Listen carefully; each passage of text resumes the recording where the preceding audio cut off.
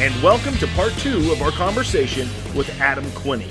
Today we discuss coaching for specific results, how sharing intimacy can create better problem solving, and most importantly, how to go from liking your life to loving it. All that and more on this episode of the Peak Performers Podcast.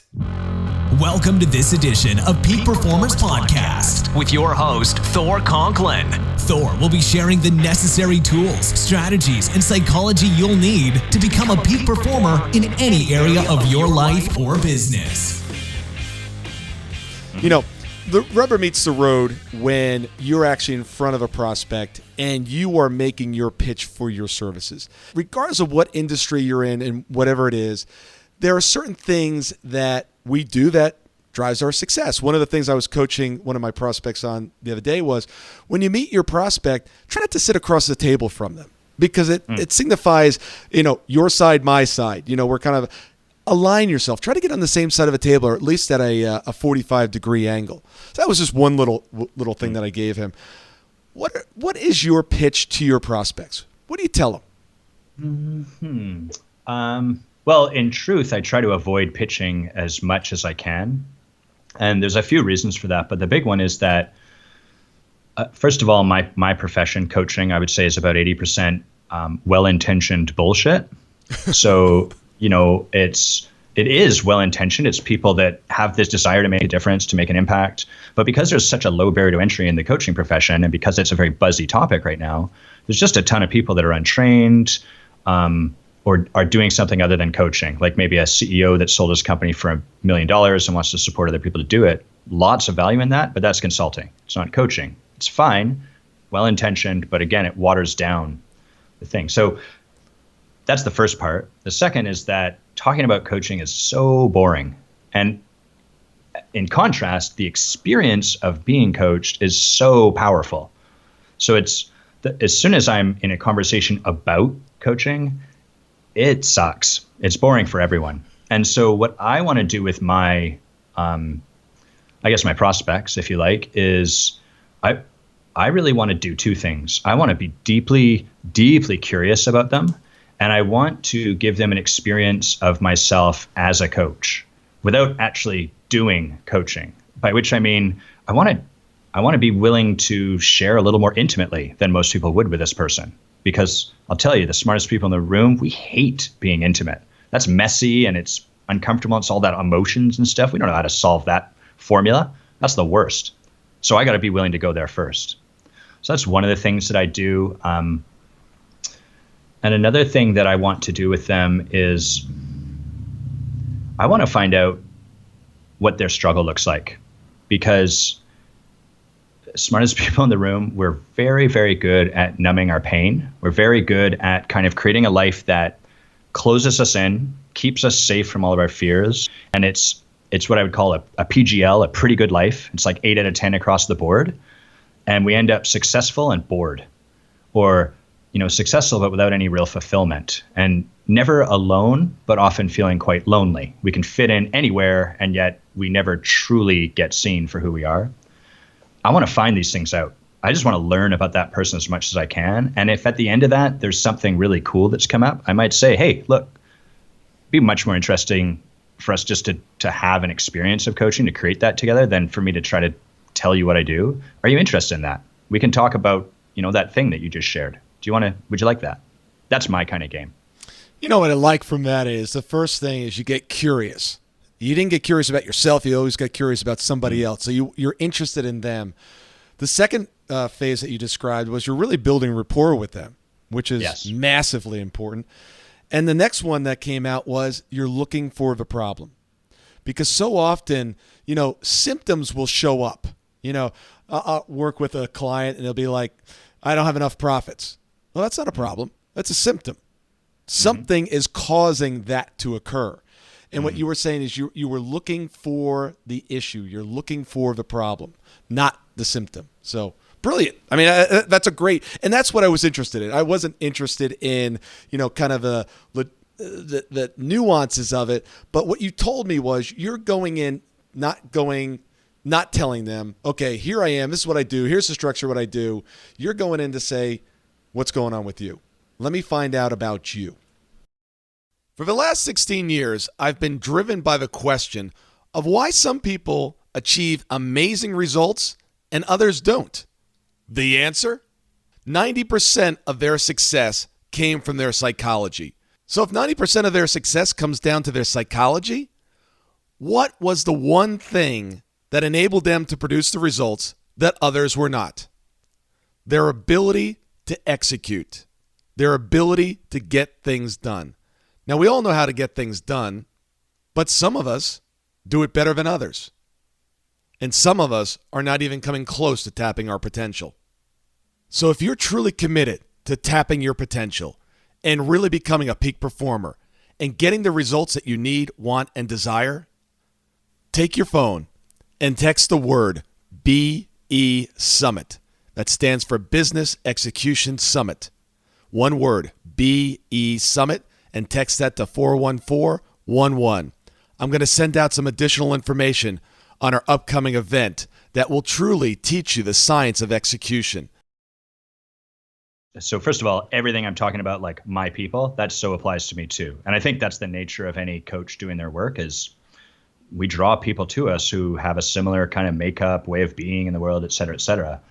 I can very much, if I'm not careful, fall into the trap of like, rather than really trying to connect with people and understand how they are as a human, including their struggles and their successes and everything, I can show up like, okay, what's the problem? What's the problem? What's the problem? And then now I'm doing that. I'm not really connecting with them. I'm not curious anymore. I'm just digging. And that sucks. That's so obnoxious. So, yeah. Yeah, if you don't have rapport, you definitely can't go there with people. That's right. Yeah. And it's so transparent and everyone, that's the sort of, I think that's when people are like, I hate cold calling or I hate connecting with people at minglers. That's because they're trying to do that. We're all trying to run that kind of script and it feels gross and shitty. Yeah. It was interesting. A good friend of mine has a really, really successful company here in town. And the one thing that he always says is, he goes, I have no idea why people spend so much time screaming at the masses. Hey, here I am. This is what I do. Look at me. I can help you. And they spend very little time talking to their people, their crowd, their intimate friends and circle. He goes, if you're starting a new venture and you need to get some clients, you should be going to everybody that you know and say, Bob, Sally, I need help. This is what I'm doing. This is the client that I can help. I need you to look in your phone. I need you to look into your Rolodex. I need you to tell me who you know because I desperately need your help. And it's like the last thing that, people normally want to do, right? It's like, hey, how things going? Oh, they're going great. How's business? Oh, it's going great. Everything's great. Everything's great. Don't have any revenue or clients, but everything's great. And you really have to get raw and honest and real. But when you do that, the results can be amazing. So let's dive into another area here. Actually, can I say something about what you just... Yeah, of course. I have a few thoughts on... I love that piece you just mentioned, Thor, like basically intimacy, right? Like a willingness to... Tell the truth. Share with... Yeah, that's right. And may I share a small short story? Yes, of course. So I know very well some of the ways I self-sabotage. And one of the ones I love is like anything to alter my consciousness. I am very passionate, but so is my fear. And that can lead to like addictive behaviors, obsessive behaviors. And so I'll do things like play video games obsessively. I'll get stoned. I'll get drunk. Like none of this stuff is particularly delicious to share, but it's also a part of myself. And I do work around that. But what I most want to do from my fear is hide that and pretend like it's not really an issue, or like I'll share with people once I've got that nice and clean and figured out. And what I find is that literally every time I'm willing to share something like that with people, and it's always risky, right? Anytime you lead with intimacy, you're the first one to go there. It's like, is this person going to just laugh in my face? Are they going to attack me? Are they going to make fun of me? Are they going to be disgusted? Basically all the things I'm doing to myself. And instead, what I find almost every time is that people look, they pause, and they go, oh my God, me too. And then they've got some story like that they're desperate to share, but they don't, because they feel so all alone and so ashamed of those parts of ourselves. And so if we as leaders can be the ones to go forward with that and to share that first, it is amazing what it creates. And it is a very intimate thing to do.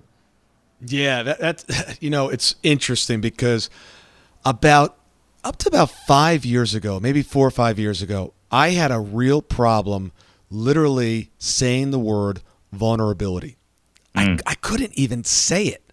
Literally. And I felt like I was a pretty open, book, but I couldn't say the word. It was freaking me out. It was like, this is weird. I'm an intelligent man. I think I can pronounce this word, and I couldn't say it. I was like, something's going on here. Maybe I'm not as vulnerable as I think I am. And I was talking to a real good friend of mine, beautiful soul of a woman, and she is a master at various fear techniques and all kinds of different NLP technologies. And she said, Thor, she goes, when you're like trying to protect yourself and not be vulnerable, how do you stand? What do you do? It's like, well, your arms are crossed, you're tight. She goes, does that feel powerful? I'm like, no. She goes, okay. If you could imagine your chest and you grab your breastplate and the bones and the ribs and just you were to separate those and your energy, your soul, your heart radiated out like a beam of light and you were completely exposed, completely vulnerable. Does that feel powerful?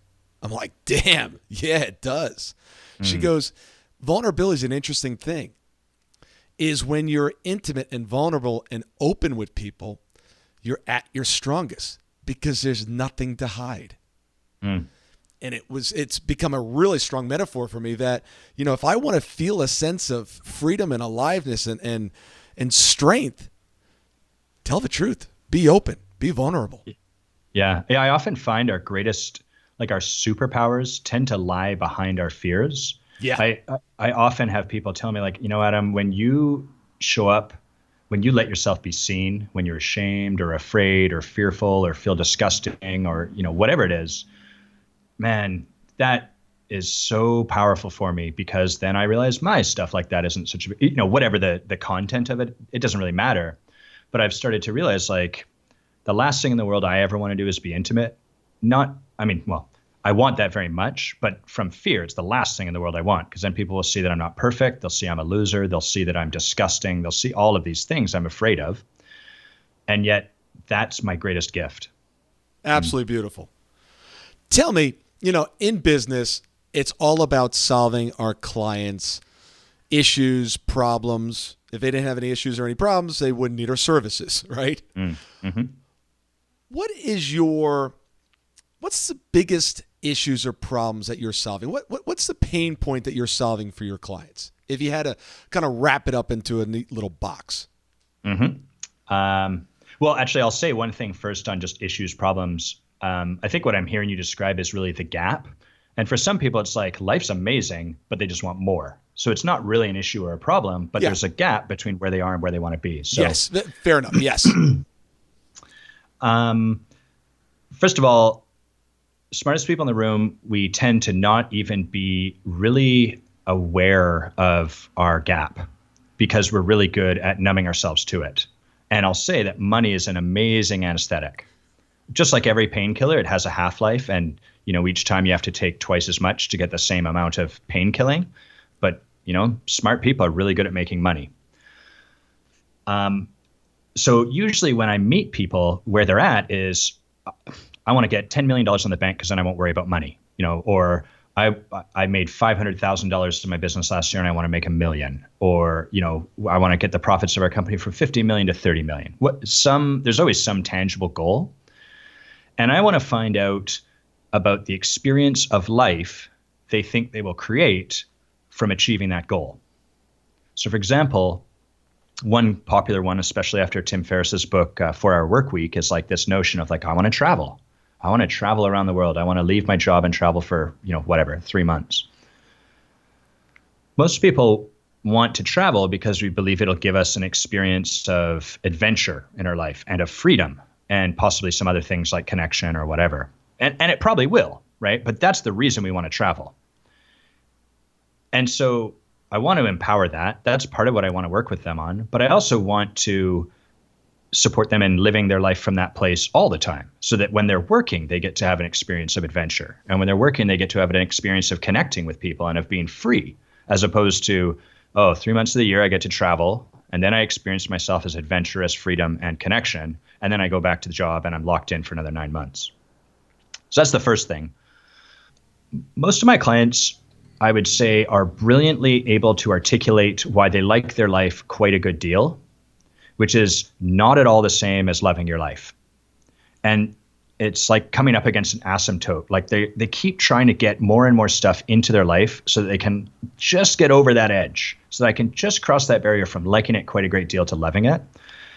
And the trouble with love is it's inefficient and messy and unpredictable. And if you really allow yourself to love whatever, your career, your child, your wife, your husband, your dog, you also open your heart up to be hurt. As soon as we open our heart up and love something more, we are also making ourselves vulnerable for disappointment, heartbreak, letdown, betrayal, etc. And so I would say the vast majority of my people, while that's the last thing in the world they would ask for, that's really the thing underneath all of their requests that they want. They want an experience of life where they feel lit up, colorful, turned on, just in love with their life and abundant. And they're hoping to get there through generating more results. And how does that normally work for them? Shitty. It really pushes them up against that, that invisible barrier you can never cross, right? They keep creating more results and they're like, well, now they often say, I should really love my life, but I don't. And I feel guilty about that.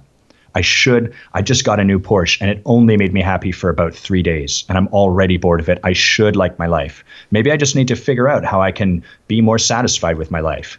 Ugh, that's a horrible thing to hear people say. Yeah. But it sounds like you help them get to the underlying emotions that they're trying to achieve and really separating that from what they think the vehicles are that they need to achieve in order to obtain that emotion. I'd agree with everything you said, except instead of the word emotion, I would use way of being or experience. Okay. Because you can be deeply connected with someone. Connection is kind of like a way of being while you're really sad or while you're really happy. Yes. Yeah. Right. So Good it's point. more that I can be adventurous while I'm crying and sad or whatever. So it's that deeper, not emotional, but like an experience of life, the life I want to live. That's what we work to get them to. Adam, this has been really, really good stuff. We could go on for hours. Yes. Tell the audience how they can get a hold of you. And I know you have some really amazing gifts for them. I'll put the notes in the show notes. You've got some great PDF handouts. But tell them how they can get a hold of you. Yeah, absolutely. We're actually in the middle of rebranding, so it's like the worst time ever to tell people how they can get a hold of me. That being said, you can, of course, go to our current website, which is evergrowthcoaching.com, all one word. They can add me on Facebook. They can add me on LinkedIn. My last name is very distinctive, Quiney. I think there's one other guy in England named Adam Quiney, but I'm beating him in the internet, so it's all good.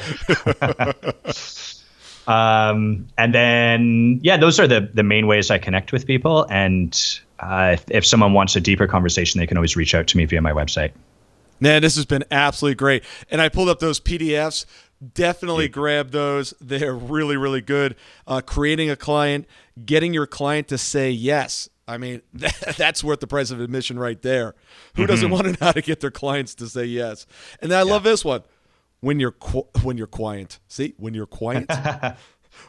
client quits. Great handouts. I really appreciate you providing those to the audience, and look forward to having you back on the show. Thank you very much. It's been an absolute pleasure, Thor. Thank you. Thank you so much for listening today. I really do appreciate your time, and I hope you found today's show valuable. If you would like to receive these shows automatically to your phone or to your computer, simply go to iTunes and subscribe. After listening to several of the shows, if you're so inclined, please leave us a 5-star rating, as this helps us reach additional people and spread the message. If you're truly committed to taking your life to the next level and doing whatever it takes to become a peak performer, but something's holding you back, something is blocking your way, and you just can't seem to figure out what it is, send me an email to info@thorconklin.com, and I'd be more than happy to get on the phone with you. We'll schedule a 15-minute discovery call. No obligation, no cost. I absolutely love to hear from the listeners, and if there's something I can do to help, I'd be more than happy to do that. Also, if you found something of great interest in today's show and you want to share that with your friends and family, simply go to my Facebook page, Thor Conklin, click on the episode, hit the share button, and share it on your page. You can follow me at Twitter at Thor Conklin. The website is thorconklin.com. We're constantly adding new free resources, discussing additional tricks, tips, tools, and strategies on how to be a peak performer. Remember, I try to keep these episodes short so you can listen to them during dot time, doing other things, commuting, driving, walking, working out. Decide to be a peak performer in all that you do. And until tomorrow, have an absolutely amazing day.